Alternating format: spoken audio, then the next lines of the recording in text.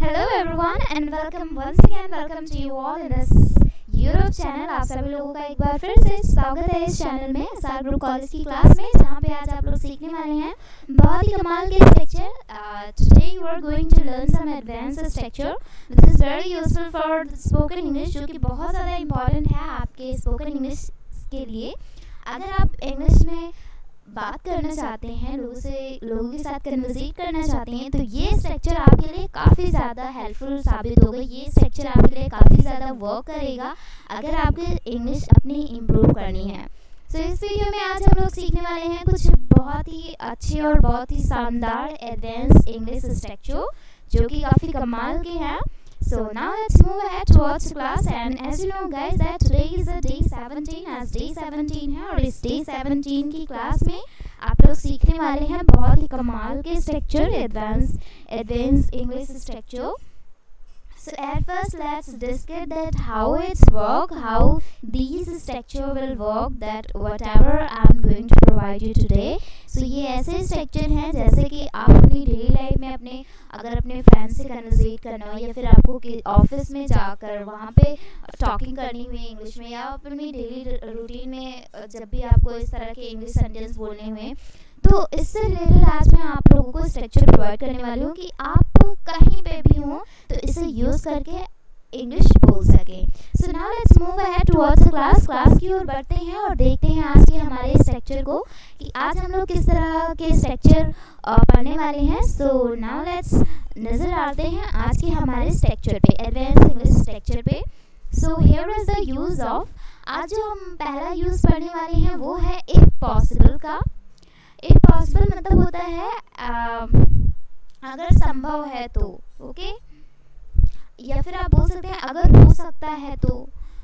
दूसरा हमारा स्ट्रक्चर है व्हाट अबाउट, मतलब कि क्या ख्याल है, क्या राय है, तो वहाँ पे हम यूज़ करते हैं व्हाट अबाउट। नेक्स्ट हमारा है एट हुज प्लेस, मतलब किसके कहने पर। फोर्थ हमारा है गेट का। गेट का यूज़ हम बहुत ज़्यादा, गेट का इतना ज़्यादा यूज़ है इंग्लिश स्पीकिंग में that you can never imagine that how much sentences that you can create and you can make your English level better by use of get. So आज मैं आप लोगों को get का एक बहुत ही शानदार सा यूज़ पढ़ाऊंगी जो कि आपकी इंग्लिश स्पीकिंग के लिए काफ़ी ज़्यादा वर्कबल होगा। नेक्स्ट है आपका there is no need to का। दूसरा हमारा फिफ्थ स्ट्रक्चर है there is no need to का। बहुत ही कमाल के स्ट्रक्चर है ये, there is no need to. इसका मतलब होता है कोई ज़रूरत नहीं है। और इस तरह के सेंटेंस आप बहुत बार यूज़ करते हैं कि कोई ज़रूरत नहीं है ये काम करने की, कोई ज़रूरत नहीं है वहाँ जाने की, तो वहाँ पे हम यूज़ करते हैं there is no need to का। चलिए आगे बढ़ते हैं हमारी क्लास की ओर एंड देखते हैं आज का हमारा पहला स्ट्रक्चर। सबसे पहले हम कवर करते हैं आज का हमारा पहला स्ट्रक्चर। तो हमारा पहला स्ट्रक्चर जो होगा वो है इफ़ पॉसिबल का। इफ़ पॉसिबल को यूज़ कैसे करते हैं, किस तरह के सेंटेंस हम स्पीक कर सकते हैं अपनी इंग्लिश में, किस तरह से इसको यूज़ करके अपनी इंग्लिश को बेटर कर सकते हैं, ये सारी चीज़ें आज हम लोग जानने वाले हैं। चलिए तो सबसे पहले हमारा जो यूज़ है वो है इफ़ पॉसिबल का। तो इफ़ पॉसिबल का सबसे पहले हम स्ट्रक्चर देख लेते हैं। तो ये है स्ट्रक्चर इफ़ पॉसिबल। सो सबसे पहले आपको करना क्या है, इफ़ पॉसिबल का यूज़ करना है, वर्ब की फर्स्ट फॉर्म, फिर ऑब्जेक्ट का यूज़ करना है।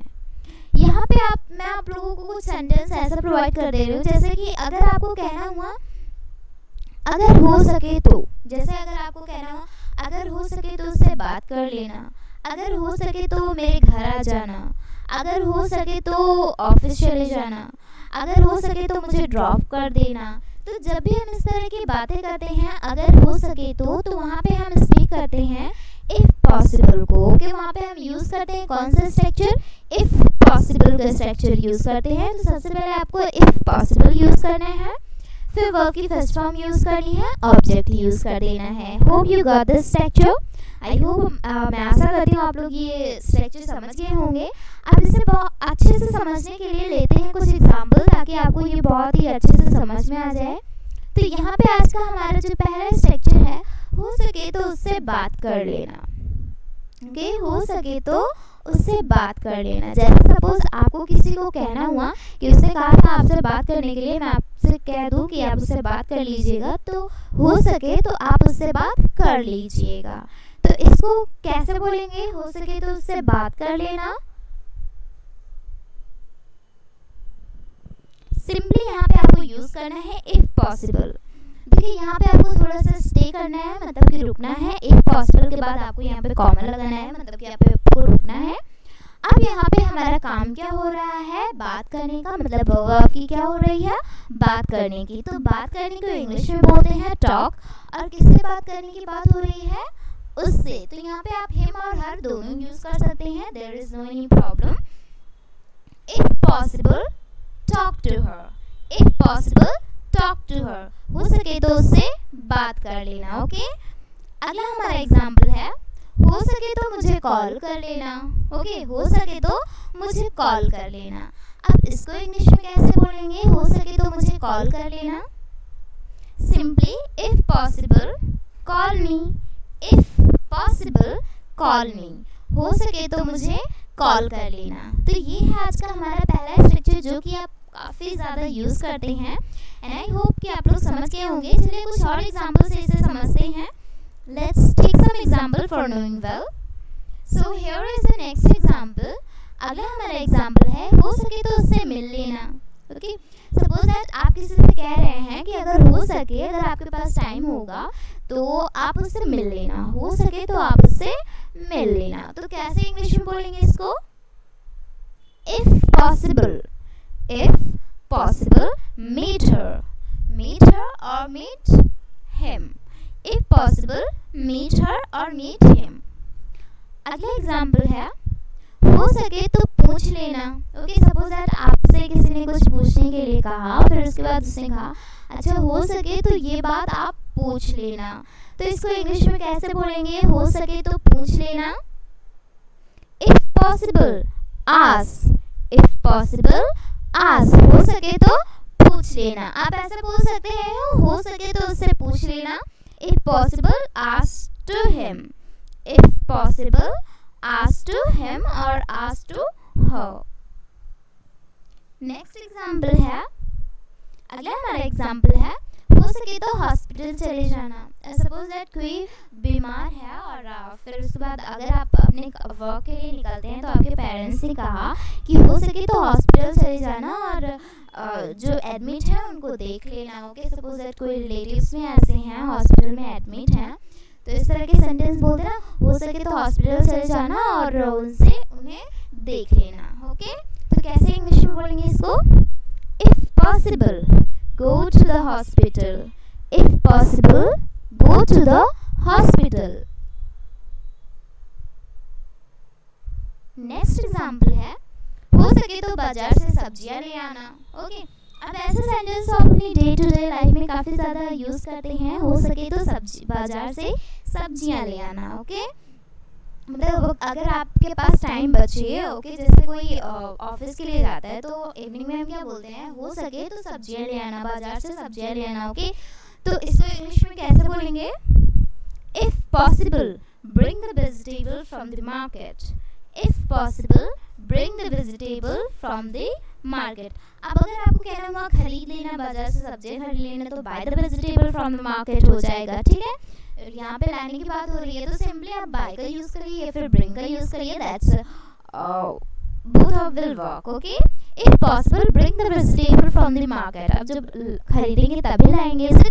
तो इस तरह से आप इसको ढेर सारे सेंटेंस को क्रिएट कर सकते हैं और अपनी इंग्लिश स्पीकिंग स्किल में यूज करके अपनी इंग्लिश को बेटर कर सकते हैं। सो आई होप गाइस आप लोगों को समझ में आ गया होगा। तो ये रहा आज का हमारा पहला स्ट्रक्चर इफ पॉसिबल का, जो कि काफ़ी ज़्यादा यूज़ होता है इंग्लिश स्पीकिंग स्किल में और you must practice about it. Okay, आपको इस पर प्रैक्टिस करना है। जितने भी सेंटेंस आप इससे रिलेटेड बोलते हैं, now you have to start speaking in English. Okay, जिस तरह से मैंने आप लोगों को स्ट्रक्चर प्रोवाइड किया है, बस सारे सेंटेंस में आपको ऐसे ही यूज़ करना है और आपको बस प्रैक्टिस करनी है। ओके, चलिए आगे बढ़ते हैं हमारे अगले स्ट्रक्चर की ओर एंड देखते हैं आज का हमारा अगला स्ट्रक्चर। सो आज का हमारा जो अगला स्ट्रक्चर है वो है the use of about to। Okay, what about का। ओके, अगला हमारा यूज है what about का। बहुत ही शानदार स्ट्रक्चर ये भी है what about का। सबसे पहले मैं आप लोगों को स्ट्रक्चर समझा देती हूँ that what you have to do in this structure। So सबसे पहले यहाँ यूज करना है व्हाट अबाउट का, वर्ब की फर्स्ट फॉर्म में आईएनजी का यूज करना है, फिर ऑब्जेक्ट का यूज यहाँ पे आपको करना है। ओके, अब इसका मतलब होता है जैसे आपका क्या ख्याल है या फिर आप क्या सोचते हैं इसके बारे में। ओके, जैसे अगर आपको कहना हुआ कि पिज़्ज़ा खाने के बारे में क्या ख्याल है, अंग्रेज़ी सीखने के बारे में क्या ख्याल है, गाना गाने के बारे में क्या ख्याल है, उसके बर्थडे पार्टी में जाने से आपका क्या ख्याल है, जाने में आपका क्या ख्याल है। तो जब भी हम बातें करते हैं किसी के मतलब ख्याल जानने के लिए कि आपका क्या ख्याल है, अगर ये काम करेंगे तो आपका क्या ख्याल है। ओके, तो वहाँ पे हम यूज़ करते हैं what about, ING form of verb, मतलब वर्ब की फर्स्ट फॉर्म में आपको आईएनजी यूज़ कर देना है, ऑब्जेक्ट यूज़ कर देना है। ओके, चलिए लेते हैं कुछ एग्जांपल इसे बहुत अच्छे से समझने के लिए, ताकि आप लोगों को बहुत अच्छे से ये समझ में आ जाए। एंड आपको हमारे साथ प्रैक्टिस ज़रूर करनी है, जितने भी मैं आपको सेंटेंस प्रोवाइड करूँ that you must practice about that. Okay, चलिए लेते हैं कुछ एग्जांपल। हमारा पहला एग्जांपल है अंग्रेज़ी बोलने के बारे में आपका क्या ख्याल है। सॉरी, यहाँ पे लिखा हुआ है अंग्रेज़ी सीखने के बारे में आपका क्या ख्याल है। कैसे इंग्लिश में बोलेंगे अंग्रेजी सीखने के बारे में आपका क्या ख्याल है। सिंपली यहाँ पे आपको यूज करना है व्हाट अबाउट। देखिए, सबसे पहले हम यूज कर देंगे व्हाट अबाउट का। अभी हमारा काम क्या हो रहा है, वर्ब क्या हो रहा है इसमें, सीखने का। तो सीखने की इंग्लिश होती है लर्न, आईएनजी लगाना है हमें, हो जाएगा लर्निंग। अब क्या सीख रहे हैं, अंग्रेजी, तो अंग्रेजी को इंग्लिश में बोलते हैं English. Okay, what about learning English. Okay, अंग्रेजी बोलने के बारे में आपका क्या ख्याल है या फिर क्या राय है। नेक्स्ट है वहाँ जाने के बारे में आपका क्या ख्याल है। सपोज दैट आप कहीं पे प्लान बनाए हो कि जाने के लिए, तो आपने कहा कि नहीं यहाँ चलते हैं, आपके कई दोस्तों ने कहा कि यहाँ चलते हैं, आपने कहा वहाँ चलते हैं। तो आपके एक दोस्त ने कहा कि दिल्ली जाने के बारे में आपका क्या ख्याल है। ओके, बाय द वे यहाँ पे सेंटेंस में वहाँ जाने के बारे में क्या ख्याल है, तो इसको हम कैसे इंग्लिश में बोलेंगे, व्हाट अबाउट गोइंग देयर। वहाँ जाने के बारे में आपका क्या ख्याल है, व्हाट अबाउट गोइंग देयर। वहाँ जाने के बारे में आपका क्या ख्याल है। तो इस तरह से क्या ख्याल वाले आप ढेर सारे सेंटेंस को क्रिएट कर सकते हैं और अच्छी इंग्लिश बोल सकते हैं। But now you have to practice. Okay, आपको अभी प्रैक्टिस करना है। चलिए और कुछ एग्जांपल्स देते हैं इसको से रिलेटेड। सो हमारा अगला एग्जांपल है पिज़्ज़ा खाने के बारे में आपका क्या ख्याल है। ओके, पिज़्ज़ा खाने के बारे में आपका क्या ख्याल है। सपोज दैट आप कई सारे फ्रेंड्स होटल में गए और कुछ खाने के लिए, तो किसी ने कुछ कहा ये ऑर्डर करो, किसी ने कुछ कहा ऑर्डर करने के लिए, किसी ने कुछ कहा, तो आपने कहा पिज़्ज़ा खाने के बारे में क्या ख्याल है आप सब लोगों का। इसको इंग्लिश में कैसे बोलेंगे, what about eating pizza. What about eating pizza, मतलब पिज़्ज़ा खाने के बारे में आपका क्या ख्याल है। अगला हमारा एग्जाम्पल है पार्टी करने के बारे में आपका क्या ख्याल है। ओके, पार्टी करने के बारे में आपका क्या ख्याल है। इसको इंग्लिश में कैसे बोलेंगे, पार्टी करने के बारे में आपका क्या ख्याल है। What about doing party? What about doing party? Party करने के बारे में आपका क्या ख्याल है। अगला हमारा एग्जाम्पल है पढ़ाई करने के बारे में आपका क्या ख्याल है। ओके, इसको इंग्लिश में कैसे बोलेंगे, देखिए, you can use here what about studying. What about studying. Okay, पढ़ाई करने के बारे में आपका क्या ख्याल है। अभी आपको इसको आंसर करना हो तो आप ऐसा बोल सकते हैं, it's a nice idea and that's fantastic, it will work like this, you can reply or you can answer. Okay, I hope you got this. अगला हमारा जो सेंटेंस है वो है उससे बात करने के बारे में आपका क्या ख्याल है। बताइए इसको कैसे इंग्लिश में बोलेंगे, उससे बात करने के बारे में आपका क्या ख्याल है। इसको इंग्लिश में बोलेंगे What about talking to him? What about talking to him? उससे बात करने के बारे में आपका क्या ख्याल है। तो इस तरह से आप ढेर सारे सेंटेंस को क्रिएट कर सकते हैं अपनी इंग्लिश स्पीकिंग स्किल को इम्प्रूव करने के लिए। Okay, so I hope guys आप लोग समझ गए होंगे। आगे बढ़ते हैं हमारे अगले स्ट्रक्चर की ओर और देखते हैं आज का हमारा अगला स्ट्रक्चर। अगला हमारा अमेजिंग स्ट्रक्चर है एट हुज बिहेस्ट। काफ़ी कमाल का स्ट्रक्चर है, इसको आप बहुत टाइम आपने यूज़ किया होगा। एट हुज बिहेव्ड का यूज़ होता है जैसे अगर आपको कहना हुआ किसके कहने पर। जैसे कुछ एग्जाम्पल लेते हैं, जैसे मैं आप लोगों से अगर कहूँ कि अगर आपको इस तरह के सेंटेंस बोलने हुए, किसके कहने पर तुमने मेरा फ़ोन लिया, किसके कहने पर तुम वहाँ गए, किसके कहने पर तुमने ऐसा किया। तो जब भी हम बात करते हैं किसके कहने पर कोई काम किया, तो वहाँ पे हम यूज़ करते हैं एट हुज बिहेव्ड का, फिर सब्जेक्ट का यूज़ करते हैं। यहाँ पे आपको एक ज़रूरी बात कि यहाँ पे आपको वर्ब की सेकेंड फॉर्म यूज़ करनी है, ना आपको फर्स्ट फॉर्म, ना आपको जीरन मतलब आईएनजी फॉर्म नहीं, आपको यहाँ पे वर्ब की सेकेंड फॉर्म का यूज़ करना है, फिर ऑब्जेक्ट यूज़ कर देना है। Okay, at whose behaved subject, second form of verb and then object और अदर वर्ड्स यहाँ पे आपको यूज़ करना है। इसका मतलब तो मैंने आप लोगों को बता ही दिया कि इसका मतलब क्या होता है। चलिए इसे एग्जाम्पल से अच्छे से समझते हैं। सो यहाँ पे आप लोगों के लिए एग्जाम्पल है। The first example is that किसके कहने पर तुम वहाँ गए। ओके, किसके कहने पर तुम वहाँ गए, इसको इंग्लिश में कैसे बोलेंगे, किसके कहने पर तुम वहाँ गए। बहुत ही कमाल का स्ट्रक्चर। देखिए जैसे सपोज दैट आप कहीं पे बिना बताए अपने पेरेंट्स को चले गए, फिर वहाँ से आए, आपके पेरेंट्स ने कहा किसके कहने पर तुम वहाँ गए, किसके कहने पर तुम वहाँ गए, इसको इंग्लिश में कैसे बोलेंगे। At whose behest you went there, at whose behest you went there, इसको गुस्से में आप यहाँ पे यूज कर सकते हैं। Okay, at whose behest you went there। Next है किसके कहने पर तुमने मेरा लिया। आई मीन टू से यहाँ पे आप यूज कर सकते हैं किसके कहने पर तुमने मेरा पेन लिया। ओके, किसके कहने पर तुमने मेरा पेन लिया। I forget that you have to use here a pen। I mean to say that I have to use here pen। तो यहाँ पे आपको पेन हिंदी में यूज कर देना है। तो कैसे इसको इंग्लिश में बोलेंगे। At whose behest you took my pen। Suppose that आप लिख रहे हैं और आपके बगल वाले ने आपका पेन ले लिया, तो आपने कहा किसके कहने पर तुमने मेरा पेन लिया, किसके कहने पर तुमने मेरा पेन लिया। At whose behest you took my pen। Okay, किसके कहने पर तुमने मेरा पेन लिया। तो इस तरह से कई सारे सेंटेंस को यूज कर सकते हैं और अपनी इंग्लिश को इम्प्रूव कर सकते हैं। हाई होप गाइस आप लोग समझ गए होंगे। आगे बढ़ते हैं हमारे अगले सेक्शन, कुछ और एग्जांपल लेते हैं, नॉट सेक्चर। तो हमारा अगला एग्जांपल है किसके कहने पर तुमने गाना गाया, किसके कहने पर तुमने गाना गाया। ओके, तो इसको इंग्लिश में कैसे बोलेंगे। At whose behest you sang the song। At whose behest you sang the song, you sang a song। इस तरह से भी आप इसको यूज कर सकते हैं।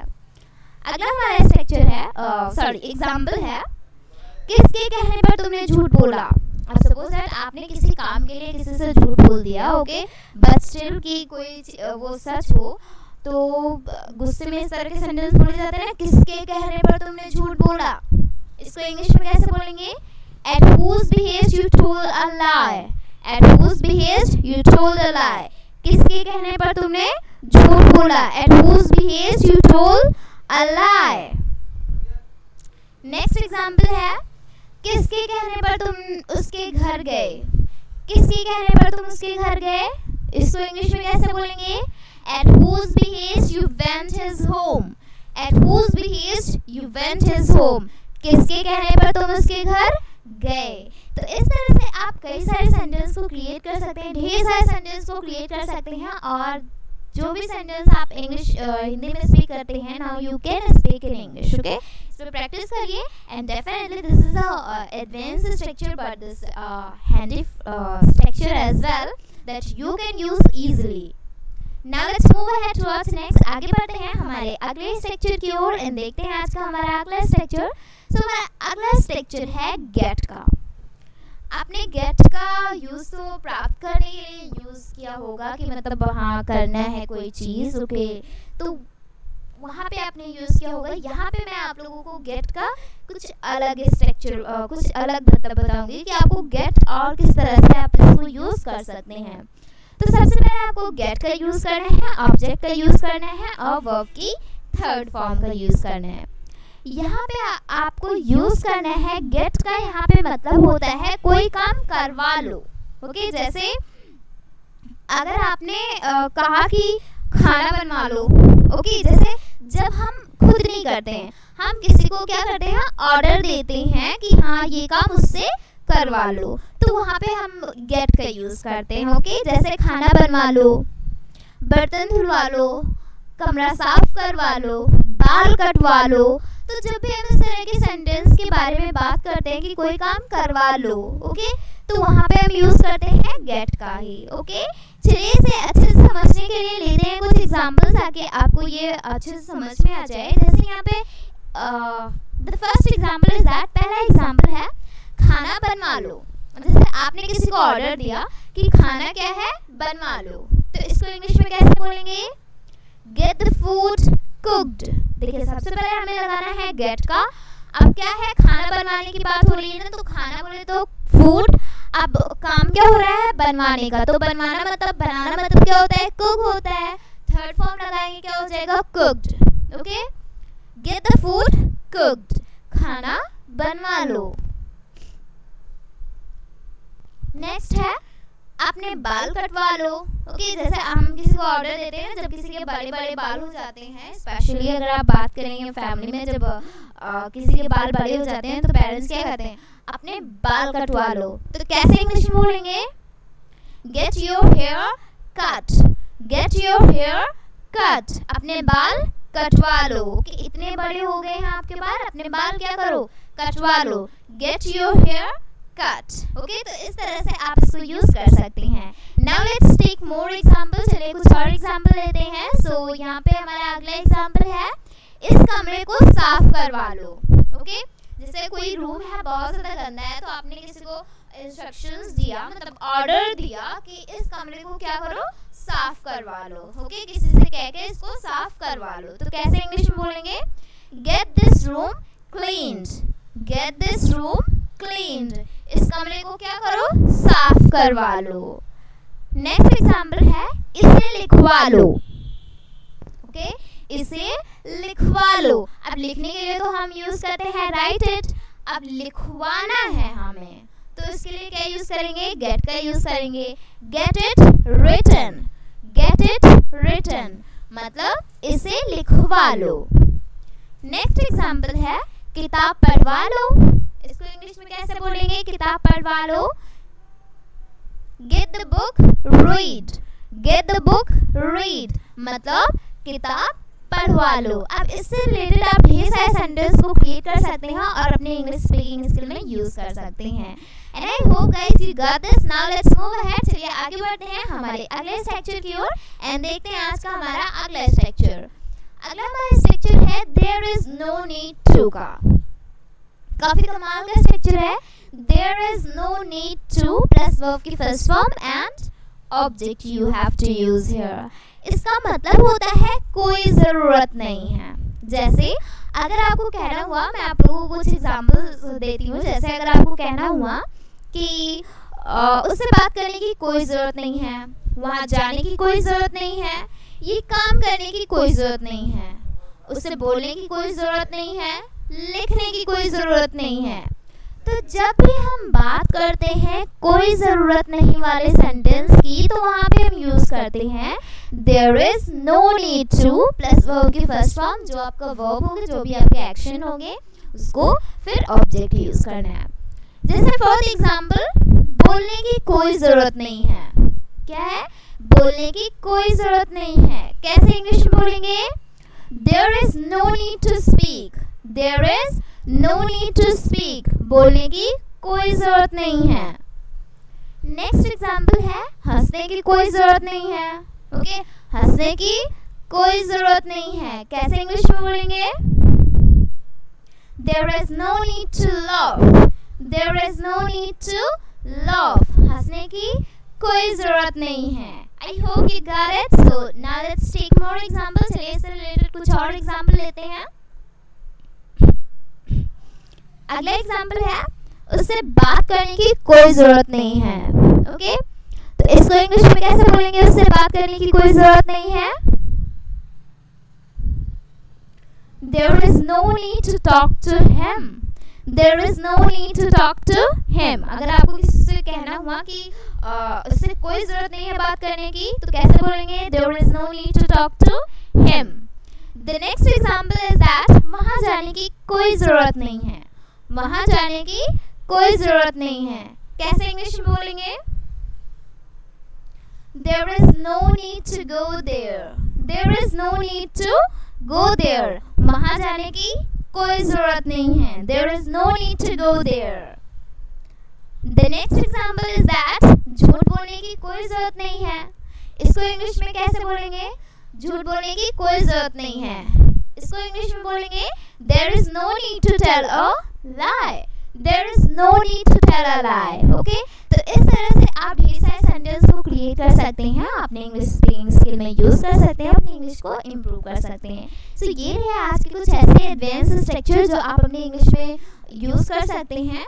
And by this you can improve your English skill as well. So thank you so much for watching this video. हम मिलते हैं हमारी अगली वीडियो में कुछ ऐसे एक्साइटिंग से कंटेंट लेके जो कि आपकी इंग्लिश स्पीकिंग में काफ़ी ज़्यादा काम आएगी, काफ़ी ज़्यादा हेल्पफुल होगी. And but the thing is that कि आपको प्रैक्टिस ज़रूर करना है हमारे साथ. जितने भी मैं प्रैक्टिस सेंटेंस आपको प्रोवाइड करूँ, that you should write that and you should practice about that. Thank you so much everyone for watching this. Next meeting would be on next class. Till then, take care and have a wonderful time.